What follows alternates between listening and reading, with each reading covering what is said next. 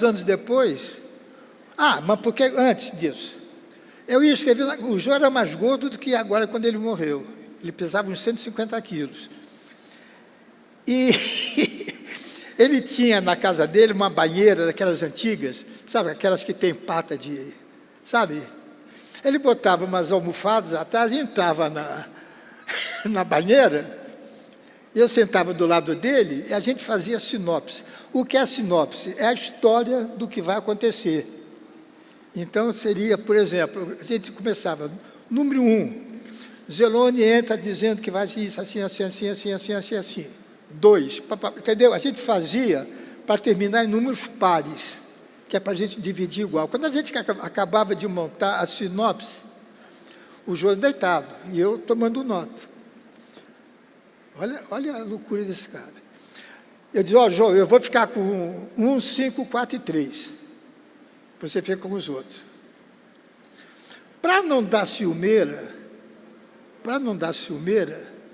o que o Jô fazia? Ele fez, vamos comprar 2 máquinas iguais. Máquina de escrever.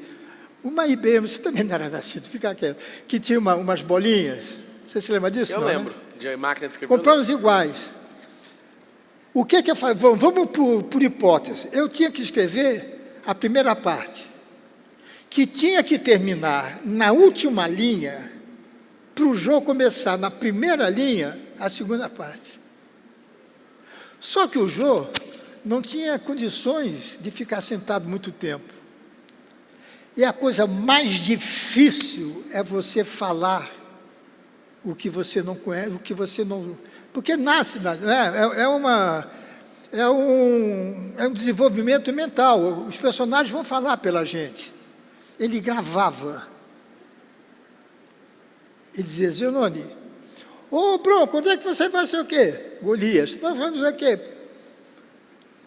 Eu escrevia. E ele gravava. Ele gravava, cara. Era impressionante. Isso é de uma dificuldade. É a mesma coisa chegar perto do Popetão e dizer, eu conto uma piada aí. Ele vai levar uns 2 tempinhos para... Né? E para escrever... E me ensinou uma técnica. Porque quando eu comecei a escrever, eu escrevia escondido do meu pai. Porque meu pai era diretor de uma rádio aqui de São Paulo e tinha um redator chamado Mário Santos, que era muito amigo do meu pai. Eram colegas. Ele tinha 1 ano mais velho que o meu pai. E ele era o meu melhor amigo. Eu, com 16 anos, 17 anos, eu só saía com ele. Por quê? Com todo o respeito que eu vou falar. Ele era solteiro, ele era desquitado, bebia, fumava e me levava para farra. E a educação que meu pai me deu foi tão grande, minha mãe principalmente, que eu nunca fumei, nunca bebi, nunca joguei, nunca usei droga. Eu nunca vi um cigarrinho de maconha. Nunca vi. Uau, uma salva de palmas, né? Nunca vi. Muito bom. E passei a ser disciplinado com a do esporte. E o exemplo que o Golias me dava. O Golias foi, viu, Popetone? Foi a pessoa mais disciplinada. Botava caco, sabe o que é caco, gente? É aqui que não está escrito. Cria na hora. Ele enchia de caco, mas respeitava o texto. E ele me ajudou muito, porque meu pai me ensinou, meu pai teve a educação que eu queria dar para os meus filhos e não consegui. Meu pai sempre me fez pedir, eu, Carlos Roberto, vai lá e pede. Então, quando eu fui renovar o primeiro contrato, eu e Golias, a gente estava na casa da Hebe, que a gente se contava quase todo fim de semana. Walter Forte, uma gente que vocês não conhecem, mas uma turma muito boa. E na segunda-feira, o Vitor Costa ia chamar a gente para falar sobre o contrato. Então, nós ficamos numa sala, eu e Golias, ele fazendo o Vitor Costa e eu conversando com ele, dando o que eu quero, e ele repetindo, depois fazia o contrário. Eu era o Vitor Costa e ele era o Golias. Na segunda-feira, fomos para a rádio, Golias entrou primeiro, disse assim, está tudo certo, sei o quê, parará, pô, que bom. Eu entrei, falei, o que você quer, Carlos Alberto? Quero discutir, né, fala com o teu pai, porque teu pai... Puta. Eu fiquei com uma raiva, porque ele me cortou as mãos. Eu queria discutir com o cara, eu queria ser eu. Até hoje, eu falo do meu pai, eu choro. Ele morreu há 48 anos. Porque nós tínhamos, naquela época, os pais, não é como hoje, você tomava benção ao pai, tomava benção ao tio. Não quer saber o pai de você, pô. Mas ele me ensinou exatamente isso. Garra, vá você e peça. Muito bom. Entendeu? Então, mas isso, gente, marcou muito a minha vida, porque ninguém acreditava em mim. Não é que eu queira dar uma de bonzinho, não. Ninguém acreditava em mim. Primeiro diziam que era meu pai que escrevia para eu ganhar. É um absurdo, que meu pai tinha o maior salário do rádio. Certo? Depois, na televisão com Golias, sabe, com Golias qualquer um escreve. E 80% do que o Golias fez em 40 anos de carreira foi escrito por mim. Eu só não escrevi os filmes e o show dele. Televisão e rádio sempre fiz. Acha a foto do Golias aí com o Carlos Alberto. Ah, ele merece, viu, gente? Acha a foto merece. dele. Responde uma coisa para nós, Carlos Alberto. No começo do Silvio Santos, vocês eram bastante amigos, né? O Silvio surgiu por causa de um tio meu.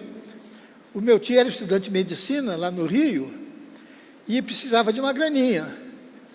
Então ele foi fazer um teste na Rádio Continental.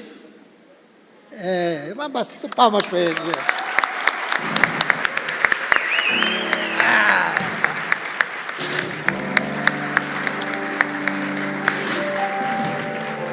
Esse vivia só curtindo a vida, só zoando. Ele foi o irmão que eu não tive. Ele foi o irmão que eu não tive.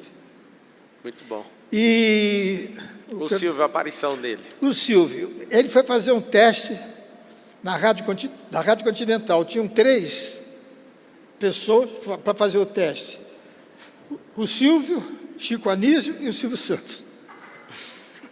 Que teste? Como é teste, que é? Repete teste de locutor. Vamos lá, qual que é o quem estava no teste? Rádio Continental, não sei o que, sabe aquela voz impostada, né? Quem era que estava no teste? O Silvio? O Chico Anísio, Silvio Santos e meu tio. Legal. Claro que o Silvio ganhou. Claro. Aí o meu tio ficou amigo dele, porque os 3 continuaram trabalhando, mas o horário nobre era do Chico.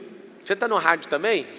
Não, eu comecei no rádio. Não, ainda? Você faz alguma coisa no rádio? Não, muitos anos. Não, o rádio eu parei há pouco tempo, uns 65 anos. E aí ele encontrou o Silvio Santos pela primeira vez por causa dessa entrevista. E ficar num colégio de rádio. Aí o Silvio falou, foi em 1954. O Silvio queria vir a São Paulo, tentar a vida aqui. E o Fernando falou, olha, Silvio, meu irmão, ele é mais famoso que nota de 10 lá. Vou dar uma carta de apresentação e ele vai te arrumar emprego lá. O Silvio veio, mas o Silvio tem muito caráter, ele tem assim uma personalidade muito forte. Ele foi primeiro fazer um teste sem dizer nada, na Rádio Nacional, passou no teste, aí ele procurou meu pai e mostrou a carta. Entendeu? Ele quis primeiro, e ele começou então a trabalhar com meu pai. E a gente fazia show em circo. Como a gente ganhava, era bom naquela época, mas a gente queria mais. Quem não quer progredir? E o circo a gente dividia. Eram Golias, o Roberto Luna foi um cantor também muito famoso, cantava boleros.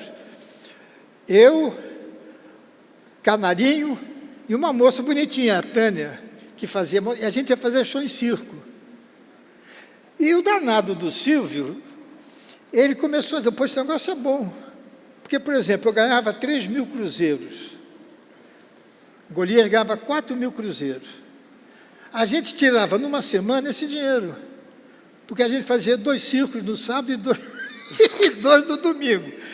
Era a casa, diria 50%. Então, por exemplo, para quem mora em São Paulo, o primeiro circo era na Lapa e o segundo na Penha. O daqui, da Lapa, fazia primeiro a nossa parte de variedade. e depois a segunda parte da comédia.